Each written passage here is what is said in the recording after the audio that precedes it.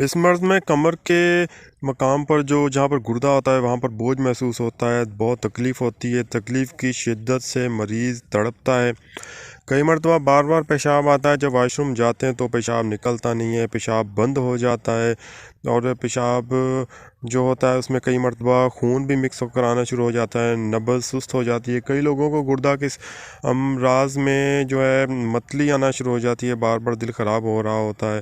اس کے لیے آپ نے ابھی کیا کرنا ہے کہ شیرہ آلو بالو 3 ماشا، اور شیرہ گوکرو یہ بھی 3 ماشا، اور اس کے بعد تیسرے نمبر پر شیرہ کاکنج، اور یہ بھی آپ نے 3 ماشا لینا ہے۔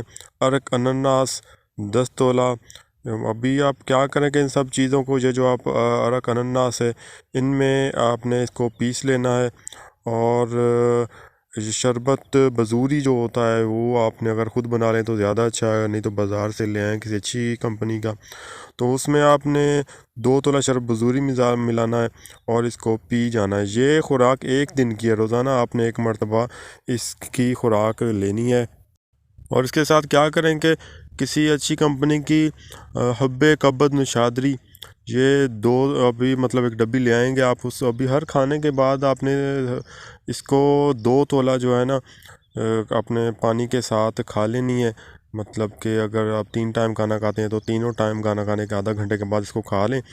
اور چاول اور بڑے گوشت سے آپ نے سختی سے پرہیز کرنا ہے، اور جتنا ہو سکے زیادہ پانی پینا ہے۔ انشاءاللہ 1 ہفتے کے استعمال سے آپ دیکھیں گے کہ گردہ ہو کی پتھری یا مثانہ کی پتھری وہ بھی نکل جائے گی، اور جو بھی گردہ اور مثانہ میں زخم ہو گئے وہ بھی ختم ہو جائیں گے۔